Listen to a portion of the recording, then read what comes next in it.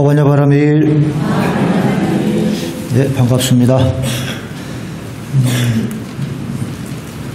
본문에 앞서서 이제 우리 사회적으로 뉴스도 많이 나오고 있는데요. 무한의 여행기 희생 사고의 애도의 뜻을 마음속으로나마 함께 보냈으면 합니다. 불광사 5층 대웅전에 추모 희생다 단을 마련을 했습니다. 그래서 오고 가시면서 추모에 합장과 절과 연부를 많이 해주셨으면 좋겠습니다. 저도 아침에 일찍 국화꽃을 올리고 절을 올리고 내려왔습니다. 많은 분들이 동참을 하시면 좋겠고요. 또 내일 또 우리가 새알법회 하면서 연가 시식을 합니다. 또 여러분들 많은 동참, 또 축원도 올리셔서 그분들이 부처님의 가르침으로 함께 극락왕생할 수 있도록 함께 염원해 주시면 바람합니다. 무안은 아마 모르시는 분도 꽤 있을 것 같습니다. 무안은 이제 전남남도의 바닷가에 치우쳐 있어요. 사찰도 여러 군데가 있습니다. 여러 군데가 있지만 대표적으로 한 군데만 말씀드리면 해운사라고 있는데, 해운사는 청화 큰 스님께서 계셨던 곳이고 거기에서 스님의 뜻을 기리는 사찰이 해운사다라는 거예요.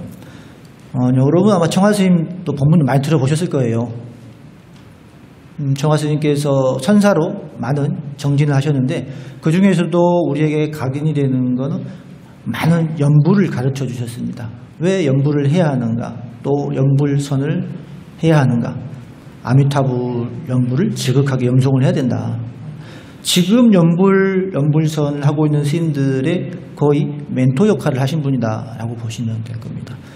그래서 그 무한의 아미타불 연불이 희생자들의 극락왕생에 많은 도움이 될 수 있으면 하고 바라봅니다. 네, 오늘은 제목이 우리 가족이 행복해지려면이라고 적어봤습니다. 가족을 행복해지려면, 제목을 적는 것도 좀 여간 신경 쓰이는 일인 것 같아요. 이제 제목도 한 여러 번 고친 것 같아요. 가족 공동체로 했다가 자비와 평화로 했다가 지웠다가 여러 번 하다가 가장 편하게 하자, 우리 가족의 행복해지려면. 근데 여기서 우리는 단지 나의 가족만을 말하진 않아요. 좀 더 넓게 중생의 관점이고 나아가서는 우리 인류의 보편적인 우리라라는 뜻에서 제가 우리 가족이 행복해지려면 하고 적어봤습니다. 사실 여러분들도, 우리 불자분들도 제목을 바뀐말로 잘 뽑아야 됩니다. 발언문이나 우리가 축원문 할 때 제목이 항상 들어가지 않습니까? 그럴 때 어떻게 제목을 쓸까, 이런 나름 고민을 하게 된다는 것이죠. 사회적으로 제목을 잘 정의하는 분들이 있죠. 특히 뉴스 보면 우리가 제목 보고 뉴스를 보는 경우가 꽤 많아요. 막상 뉴스를 보면 내용이 제목과 연결되지 않을 때 굉장히 그 뉴스에 대해 탓을 하죠. 또는 제목이 너무 선정적이다라고 한다거나, 밖에말로 우리가 제목에 낚였다 이런 말 하잖아요. 또 책 제목도 중요합니다. 어떤 제목을 정하는가에 따라서 그 책의 판매 부수가 달라진다라는 거죠.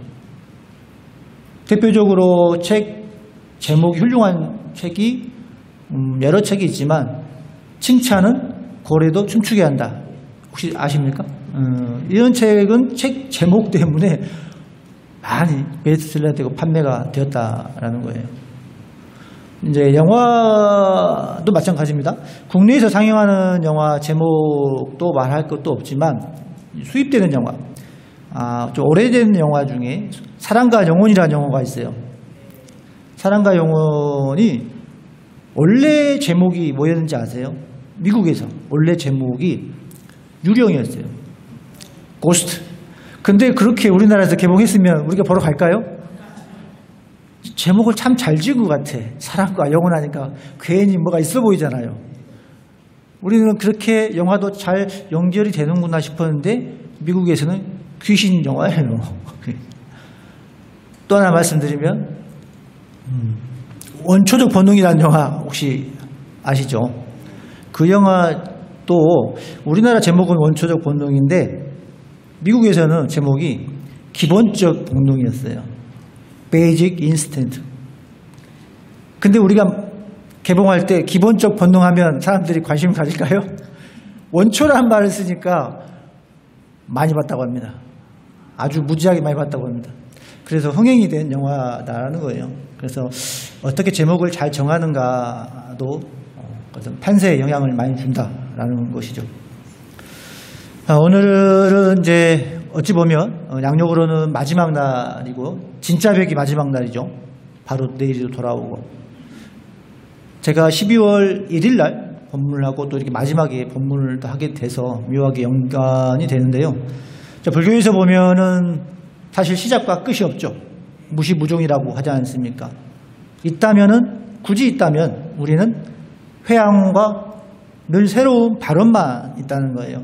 기도 수행 정진을 통해서 그 공덕을 이웃에게 세상에게 전하는 회향 그리고 또 발언을 한다는 거예요.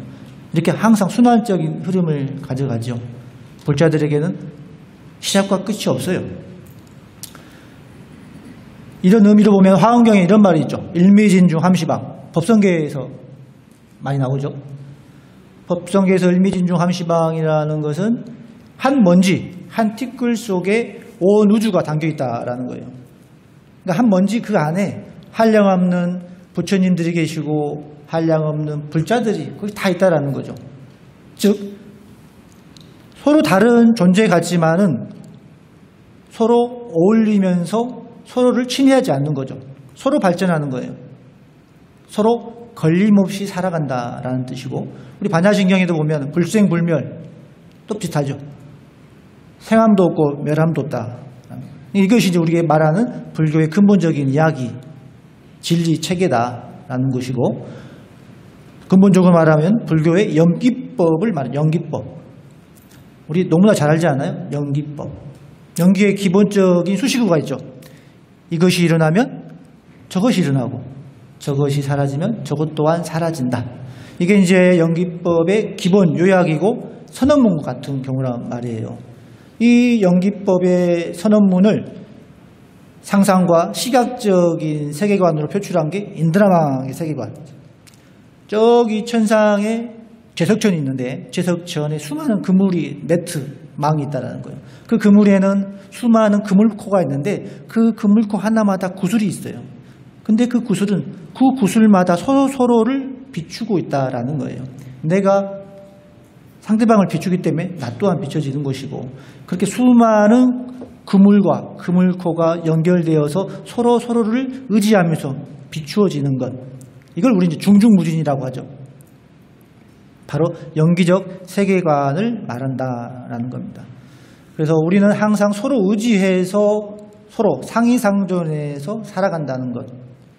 근데 불교의 다른 점은 중요한 것은 그럼에도 연기적 세계관임에도 불구하고 독립적으로 홀로 성장을 한다라는 거예요. 그 안에서도 서로 의지하면서도 또한 홀로 독립적으로 살아가는 주체적인 존재들이라는 거예요.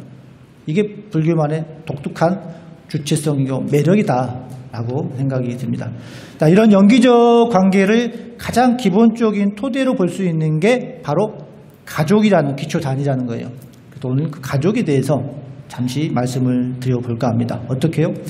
요즘 개봉해서 하고 있는 영화 제목이 대가족이죠. 대가족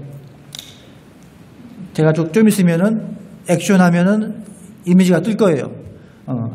아직 뜨진 않지만 액션 안 뜨네. 자, 좀 있으면 뜰 거예요. 떴어요? 아, 예. 저도 잘 안 보여서 이렇게 하나 출력을 해왔습니다. 대가족. 지금 개봉을 하고 있습니다. 극장에서 절찬 상영 중에 있어요. 영화 대가족 혹시 보신 분 잠깐 손 한번 들어봐 주세요. 번쩍 드세요. 한 분, 두 분, 세 분, 네 분, 다섯 분. 이 지금 우리 청중이 약 100여 분 정도 된다고 하면 약 5분밖에 안 봤다는 것은 통탄할 노릇입니다.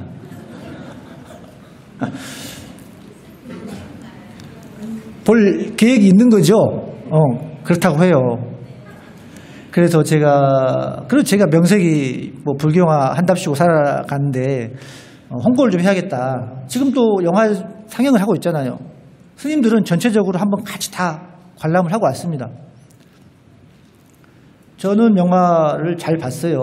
그런데 왜 안 보세요? 라는 말을 하면 요즘에는 그런 게 있는 것 같아요. 넷플릭스에 올라오면 그때 보려고요. 그러면 안 돼요. 너무 제가 콕 찔렀나요? 기본적으로 우리가 이제 영화관에서 흥행을 해야 할 수치가 있어요. 수치라는 게. 그 수치가 있음으로써 또 2차, 3차 파생되는 어떤 산업이라는 게 있거든요. 이 영화가 제작비가 한 97억 원이고 순익 분기점이 약 250만 명 정도 와야 돼야만 손해를 보지 않는다고 해요. 지금 얼마 정도 관객이 들었을까요? 제가 인터넷 검색을 하고 내려왔어요. 방금 전에 약 100만 명. 그러니까 앞으로도 한참 더 들어가야겠죠. 그래서 여러분들께서 함께 즐겁게 보시면 좋겠다라는 겁니다. 여기서 이제 가족을 얘기해요. 가족. 다만 여기서 말하는 가족은 우리가 이제 말하는 대자, 큰 대자는 아니에요. 대할 대자. 어떻게 우리 가족이 형성되는가, 존재하는가에 대한 이야기를 담고 있는 거예요. 이제 포스터를 보시면 제가 오늘 영상은 보여드리지 않을 거예요. 극장 가서 보셔야죠. 그래서 포스터 한 장만 달랑 보여드립니다.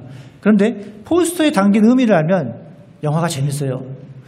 요즘에는 포스터 옛날같이 중요하지 않다고 보지만 예고편 영상이 많아진 시대 아니겠습니까? 그럼에도 불구하고 포스터는 사라질 수가 없어요. 딱 한 장의 이미지로 그 영화를 대변하고 있기 때문이죠. 이제 포스터 보면은 어때요? 한 5초만 보십시오.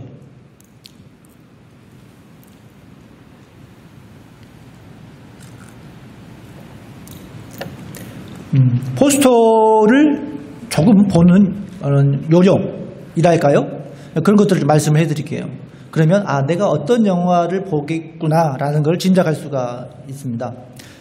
포스터 보면은 일반 영화하고 비교해보면 좀 다르죠. 예를 들면 이런 거죠. 헐리우드 영화, 톰 크루즈나 아주 훌륭한 배우들 있잖아. 브래드 피트. 이런 사람들 놓으면 포스터 어때요? 브래드 피트 얼굴이 여기 대문짝만하게 실려요. 그렇지 않겠어요? 그 배우 보러 가는 거예요. 그 배우가 흥행에 효과가 있다는 거예요. 그런데 지금 우리는 어떻게 여기 보면은 굉장히 가족으로 뭉쳐있죠.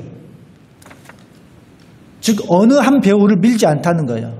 제작사나 감독 입장에서 어느 한 배우가 중심이 아니라 여기는 전체 배우 중심으로 가겠습니다 라는 의도가 담겨 있는 거예요. 이윤석 배우가 1000만 관객을 흥행한 배우긴 하지만 대부분 장르물에서 액션이나 드라마, 코미디물에는 처음이에요. 또 이승기 씨는 가수 출신이잖아요. 그러니까 아직까지 전체적인 흥행을 담보로 하기에는 좀 약하다. 이런 측면이 있을 수가 있다라는 거죠.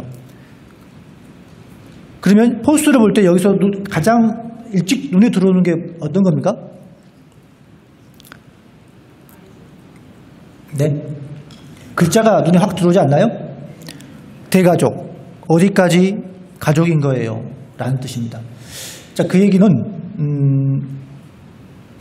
이 영화의 내용을 위주로 봐달라는 뜻이 담겨 있어요. 즉 포스터 안에 텍스트, 글자가 선명하게 뚜렷하게 박혀있는 포스터는 상당 부분 저예산 영화, 독립영화, 작가주의 영화가 많이 포함되어 있어요. 그러니까 이 배우들도 중요하지만 이 영화는 훨씬 이야기가 멋져요 라는 의도를 담고 있다는 것이죠. 만약에 배우 이병헌 씨가 이승기의 벽을 낳았다면 이 포스터 달라졌겠죠. 이병헌이 앞에 있고 그 뒤로 얼망덜망하게 다 이게 들어가 있다는 거예요. 그런데 여기는 그렇지 않다라는 것. 즉 감독은 예컨대 아마도 이 가족에 대한 이야기를 무척 하고 싶었던 모양입니다. 그래서 가족의 구성원 그리고 뒤로 이제 한옥의 베이스가 되는 식당을 보여주고 있죠. 그래서 이 포스터 한 장만 봐도 이 영화가 지향하는 점이 어느 쪽인가. 예를 들면 영화 매트릭스가 이렇게 흥행을 많이 했는데 매트릭스 포스터를 한번 기억해 보면 아주 단순해요. 케아누 리브스가 배우인데 키아누 리브스가 잘 보이지도 않아. 선글라스 껴가지고. 그리고 그 뒤로는 배경이 없어. 신비주의 전략이죠. 이 영화는 이렇게 SF 신비주의인 이야기입니다 라는 걸 담고 있는 거예요. 자, 그렇게 관심을 이제 일으켜서 영화를 관람하게 할 수 있도록 길잡이 역할을 한다라는 것이죠. 이 영화는 이제 양우석 감독이 만들었는데, 양우석 감독은 이제 변호인, 강철뒤 이렇게 큰 영화들을 많이 만들었습니다. 그런데 이 영화를 만든 양우석 감독이 인터뷰를 보면은 가족에 대한 이야기를 하고 싶었대요. 이 코로나 시대를 거치면서 우리 가족이 많이 해체되었다라는 생각을 하는 거예요. 가족의 의미, 형태, 기존에 알고 있던 전통적으로 혈연, 지연의 가족들이 이제 점점점 없어지는구나 라는 느낌을 받았다고 합니다. 그래서 이 가족에 대한 이야기를 해봐야겠다라고 해서 작정하고 이제 이 불교와 가족을 믹스해서 봤다는 겁니다.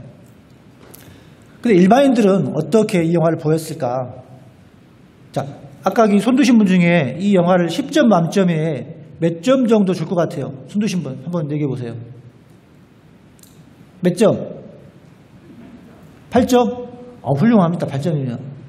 또, 비록 4, 5명밖에 안 되지만, 우리 지호수님 몇 점?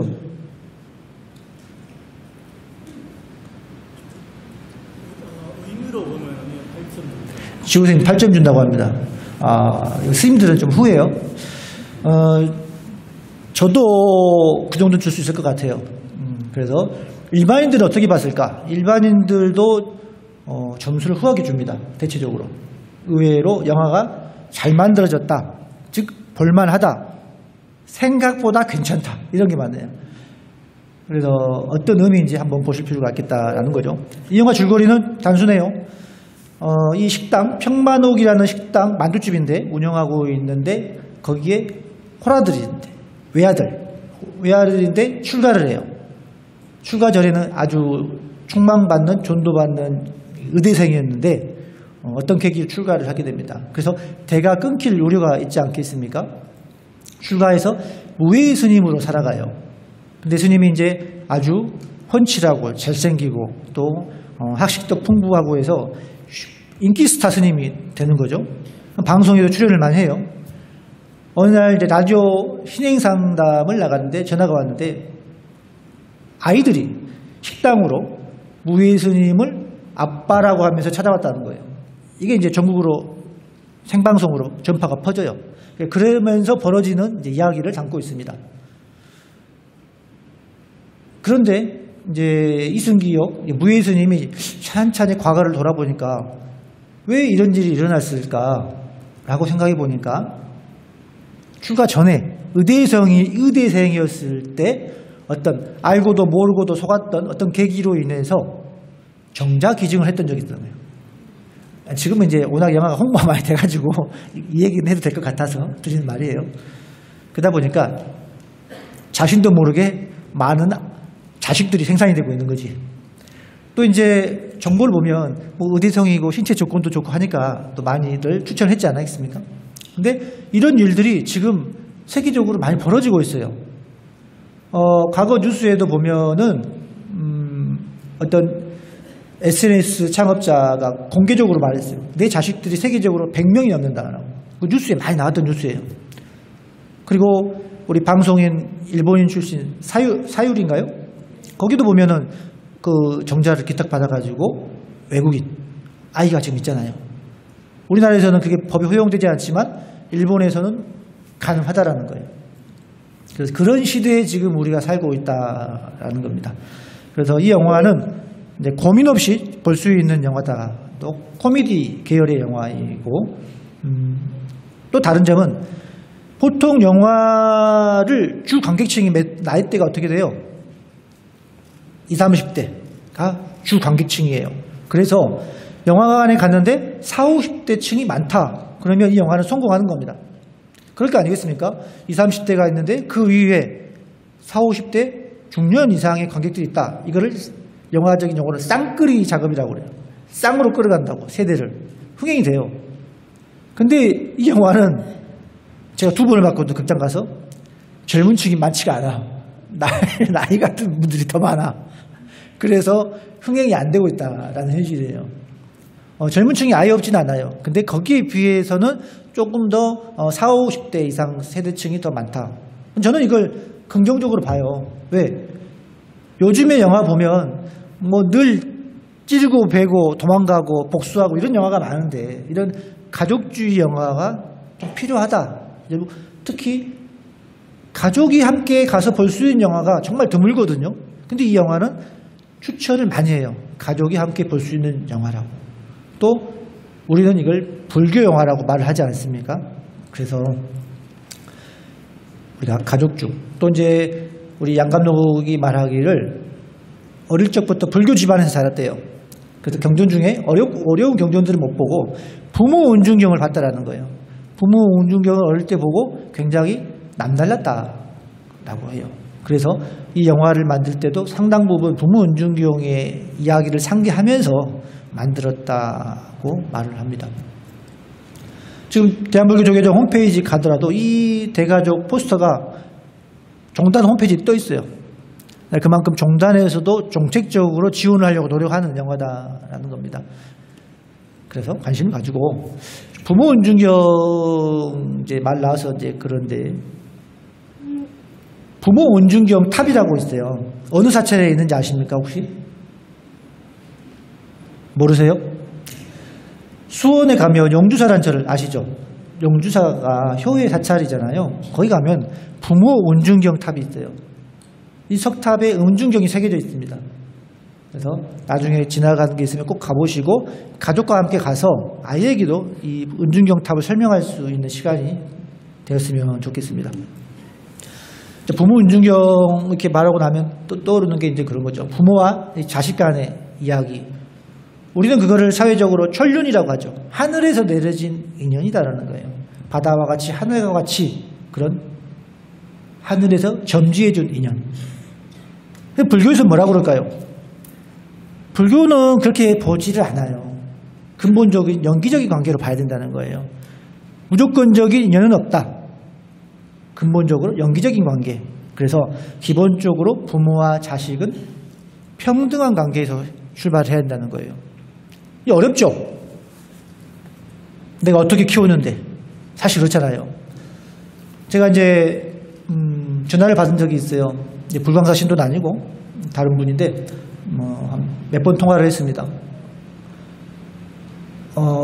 이제 남편 없이 장사를 해서 자식들을 남매를 키웠습니다. 또 머리가 아주 훌륭해서 아주 명문대 이름만 들으면 명문대 진학을 했어요. 아주 어머님이 흐뭇하지 않겠습니까? 그런데 맏딸이 이제 남자친구를 사귀었는데 남자친구가 우리나라 사람이 아니에요. 그래서 반대를 했어요. 연애하다 그치겠지. 그런데 결혼을 한다는 거예요. 어머님이 이제 극구 반대를 해요. 이제 아프리카 사람이에요. 그래서 어머니는 끝까지 반대를 하죠. 딸은 하겠다는 것이고. 그리고 어머니와 상의 없이 예식장을 잡았어요. 어머님이 이제 너무 힘들죠. 그 상태에서 저한테 전화가 왔어요. 이 결혼을 어떻게 해야 할까? 여러분 같으면 어떻게 하시겠어요? 네? 어쩔 수가 없다. 그렇죠. 그럼에도 불구하고 심정적으로는 그런데 이게 허용이 잘 안 되는 거예요. 언어적인 소통도 안 되고 문화도 다르고 평생을 또 봐야 하는데 그래서 제가 했던 말이 이 말이었어요. 부모 자식을 평등하게 바라보셔야 합니다. 받아들이기 어렵겠지만 그러면 좀 더 다른 시각으로 이 문제를 바라볼 수 있다라는 거죠. 우리는 자식들에게 무조건적인 희생과 양육 또 거기에 대한 보람을 생각하게 되니까 거기에 대해서 너무 많은 집착도 하게 된다는 거죠. 그런데 똑같은 내가 비록 키웠지만 그건 당연한 거예요. 사실은 가족이니까. 같은 동등한 존재적으로 바라볼 필요가 있다는 거죠. 그랬을 때 우리가 조언과 응원, 아낌없는 박수는 할 수 있지만 결정은 본인이 해야 한다는 거예요. 그래서 결혼식을 했다고 해요. 나중에 통화를 또 해보니까. 그리고 이제 뭐 화해 아닌 화해를 이제 했고, 그럼 어머님이 이제 결혼식에 참석을 하면 좋겠다라고는 이제 얘기는 했지만 어머니는 참석하지는 않으셨다고 합니다. 마지막까지 심정적으로 받아들이기 어려운 거지. 자, 그렇지만 통화는 했대요. 그래서 너의 그런 결혼을 존중을 한다. 다만 나는 참여는 못하겠지만 존중하고 또 끝나고 나서 다 같이 보았으면 좋겠다. 이 정도만 돼도 꽤 넓은 아량 아니겠습니까? 자, 그래서 이 부모와 자식 간의 관계, 우리가 천륜이라고 하는 너무 유교적인 관습에 또 매여 있지는 않나 이런 생각이 들어요. 그래서 불교에서는 이 부모와 자식 관계를 은혜로운 관계로 보는 거예요. 은혜 관계, 자비로운 관계로 기본적으로.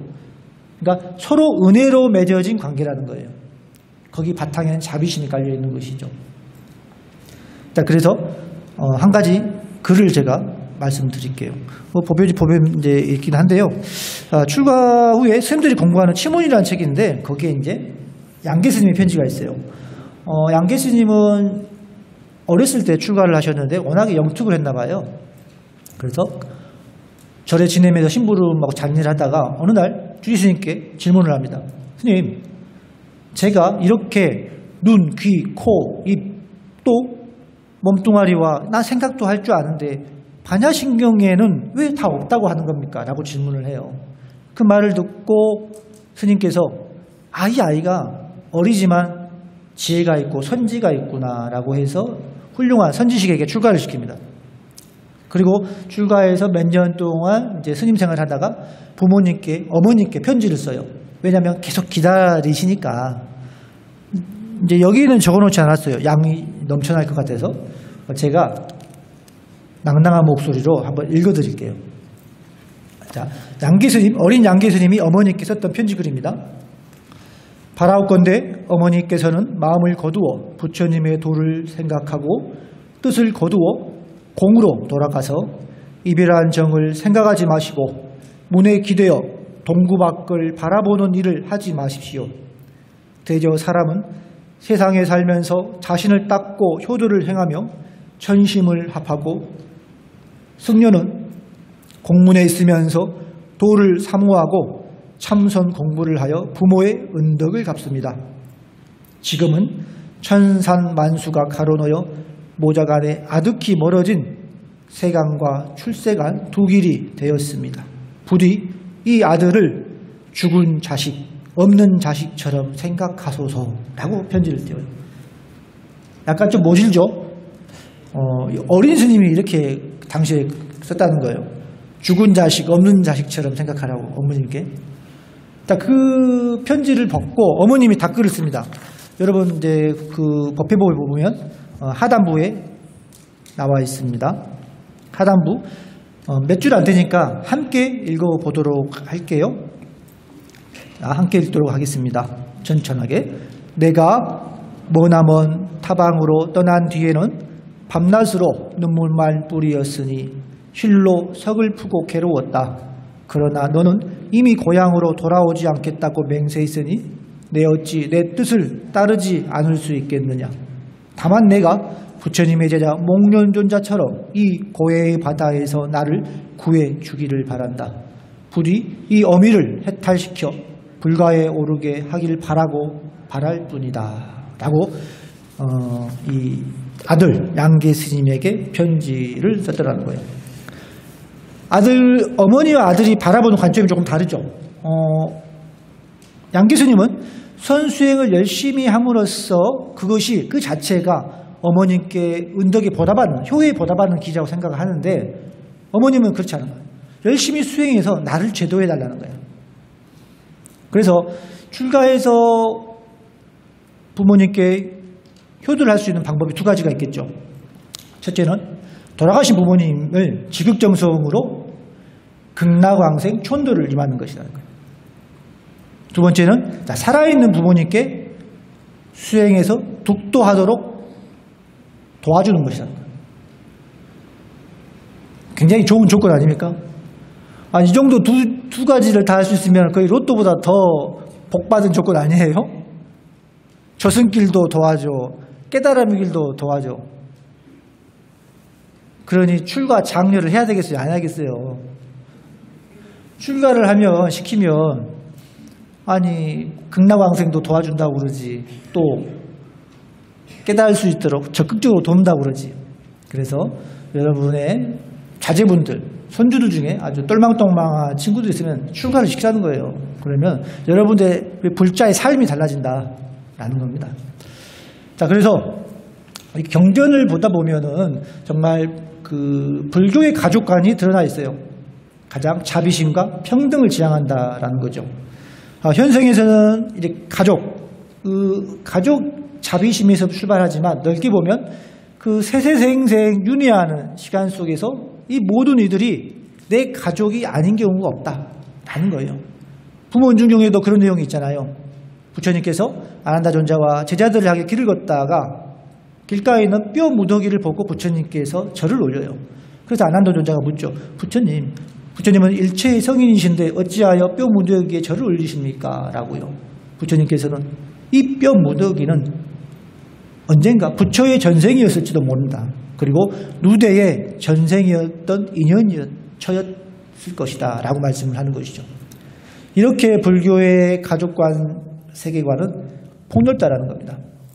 그래서 우리가 이제 이 영화에서 말하는 이 가족관도 지금의 혈연지연의 가족관이라기보다는 새로운 형태의 가족관들이 이제 생길 수밖에 없다. 거기에 우리는 어떻게 받아들이고 대처를 할 것인가, 이런 이야기들을 담고 있습니다.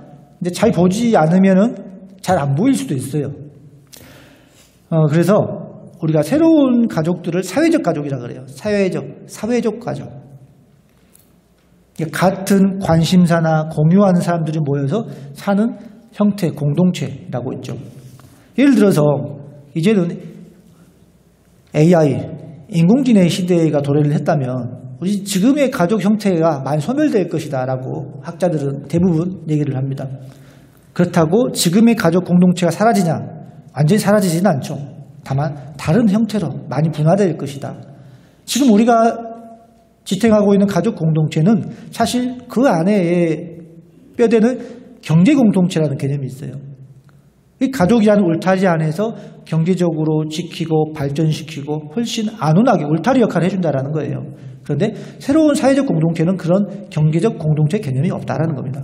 이를테면 생태 공동체, 생태적 가치, 환경 가치를 공유하는 사람들끼리 모이는 집단, 모임, 공동체, 생태 공동체가 있고 지역 공동체, 마을 공동체 있죠. 그 마을 지역민들을 위한 어떤 목적. 근데 우리 불자들의 입장에서 볼 때는 수행 공동체를 지향을 해야 한다는 거예요. 불교 수행 공동체. 왜? 우리는 깨달음의 길을 목표로 하는 공동의 목표가 있으니까요. 그런 불교 수행 공동체가 여러 군데가 있죠. 세계적으로 보면 프랑스의 플럼빌지라고 있죠. 튼나카 스님이 참여불교로 일으키셨던, 그리고 이제 태국에 또 여러 공동체가 있는데 그 중에서 이제 아속 공동체라고도 있습니다. 그리고 미얀마에 여러 명상 수행 공동체가 있죠. 또 국내에는 어떤 공동체가 있나요? 뭐라고요? 법륜 스님이 이끄는 종토회가 있죠. 또 실상사 도법 스님이 주석하는 인드라마 생명 공동체가 있습니다. 같은 가치를 공유를 한다는 것이죠. 자, 이러한 불교 수행 공동체의 가장 큰 기본은 어디일까요? 자, 인류사에 있어서 가장 공동체의 오래된 공동체는 승가예요. 승가. 스님들의 조직, 승가. 그래서 불교 수행 공동체는 이 승가를 기본 근원으로 한다는 거죠. 자, 그렇다면 우리가 생각하는 최초의 승가는 어떤 모습이었을까? 정말로 훌륭한 엘리트적인 스님들만 모여 사셨을까요? 부처님 제세시에? 그렇진 않아요. 정말 다양한 스님들이 살았어요. 그래서 그런 분들의 세계를 우리가 용사, 혼잡, 범성, 동거라고 그래요. 용사, 혼잡, 용과 뱀과 뱀이 함께 어울려 산다는 거예요. 용들만 사는 세계는 없어요. 다 같이 어울려 살아요. 그리고 성인과 범부가 또 함께 같이 살아가는 게 그게 승가의 모습이라는 거예요. 우리가 승가를 거룩한 모임이라고 합니다. 맞죠? 거룩한 모임이라고 합니다. 자, 그런데 조금 더 관심 있게 보면은 그 자체로 거룩하기보다는 이 비구 구담처럼 평범한 사람들이 승단에 들어와서 그 자체로 수행의 길을 통해서 깨달음의 길을 지향하는 이 모임, 이 에너지가 거룩하다는 거예요. 그 자체로 거룩함도 있겠지만 이 평범한 사람들이 모여서 출가로 성장을 해서 승단을 이끌어가는 이 에너지가 거룩함의 모습이다라는 겁니다. 그래서 우리 승가를 보통 화합승가라고 말합니다. 항상 풀과 나무와 꽃이 어우러져 있는 숲이듯이 다양한 의견이 공존하고 서로 상의상존하는 차이를 존중하는 사회. 그래서 우리가 그것을 승가라고 해요. 그래서 현대의 불교 수행 공동체의 가장 중요한 가치는 뭐다? 화합이죠. 아까 승가, 화합승가라고 했잖아요. 여기 승가에서의 절대적인 기준, 제가 볼 때는 그 기준은 평등이에요. 그리고 개방성이라고 봐요. 이 안에는 많은 존재가 어울려 살아가는 평등, 또 폭넓게 열려 있어야 된다라는 겁니다. 부처님 시대에도 말썽 많은 스님들이 많았습니다. 우리가 율장에 보면 육군비구라는 말이 나와요. 부처님 제세시에도 워낙에 몰려다니며 사고를 많이 친 스님들이 있어요. 그때마다 이제 계율을 제정을 해요. 이렇게 하면 안 된다. 저 비구들처럼 저렇게 하면 안 된다. 이렇게. 그래서 어떻게 보면은 역행적으로 보면은 그분들이 보살도를 행한 거죠. 수많은 계율이 제정할 수 있도록. 자, 그래서 다 같이 어우러져 가사는 모습이 승가의 모습인데, 자, 그런 수행 공동체의 근간을 수행으로 두고 있고, 그 모습을 우리가 이제 받아서 사부동 대중 공동체로 지속하고 있다라는 겁니다. 자, 그러기 위해서 이제 그런 생각을 해봅니다. 과거에 우리 이제 불광 가족과 또 새로운 불광 가족이 하나로 평등하게 소통되고 연결되는 지점이 꼭 필요하다라는 거예요.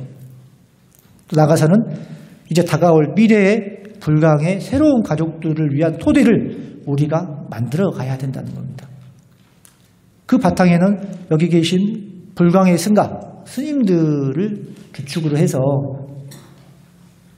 함께 다가올 미래의 불광 가족들을 맞이할 준비를 우리가 착실하게 해야 된다는 겁니다. 또 말씀을 드리면 지난 과거의 영광이 지금 현실을 해결해 주지 않는다라는 거예요. 지난 과거의 영광이 지금 현실을 돌봐주지 않아요. 지금 오직 여기에 있는 우리만이 역사적으로 해결할 수 있는 존재들이다. 이 점을 믿고 또 믿으셔야 된다. 점을 말씀을 드립니다. 자, 오늘 이제 가족 얘기를 좀 해드렸고요. 이 영화 대가족을 보면서 어떤 분은 그래요.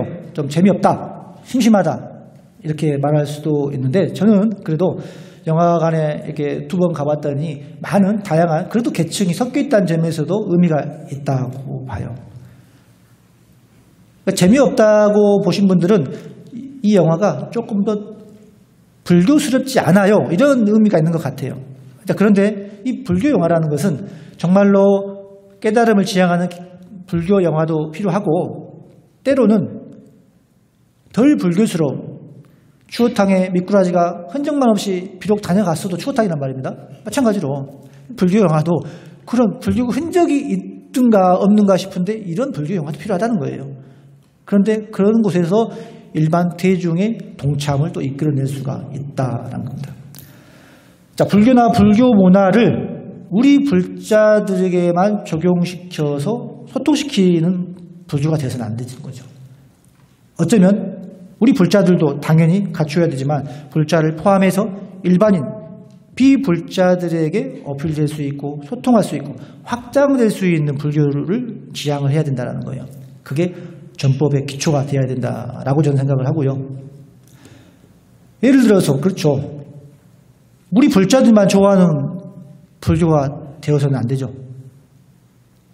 또 우리 불광사 가족들만 좋아하는 불광사가 되어서도 안 된다는 거예요. 그렇기 때문에 평등과 개방성, 우리 불광사는 더 개방성을 갖추고 평등을 지향해야겠다. 변화를 해야겠다 생각을 해봅니다. 자, 그래서 영화에서 말하는 대가족은 큰 가족이 아니고 불교식으로 말하면 다양한 시절 인연이 모여드는 화합 공동체다. 이 대가족이 또 우리 불광사가 지향해야 할 대가족이라는 거예요. 우리 불광사의 대가족은 다양한 인연들이 모여진 대가족이 되어야겠다. 그런 말씀을 드립니다. 그래서 여기 있는 분 한 분 한 분이 굉장히 중요하다라고 볼 수가 있습니다. 이제 내일이 새해잖아요. 어떻게 보면 새해인데 사실 불교적 관점에서 보면 제가 소두에 말씀을 드렸다시피 시작도 끝도 없는, 굳이 말씀드리면 회한과 발언만이 있을 뿐이다라는 마음으로 오직 깨달음을 지향하는 귀한 수행자의 마음으로 담백하게 지내시고 또 그게 바로 부처님의 마음이다라는 거예요. 연말이라고 그래가지고 허우로운 그런 감정을 내려놓으시고 녹아내시고 오직 부처님의 마음으로 신심을 다져가지고 바로 또 내일을 함께 동행하는 우리 불광사 가족 형제가 되었으면 좋겠습니다. 오늘 마치겠습니다. 마반여바람님.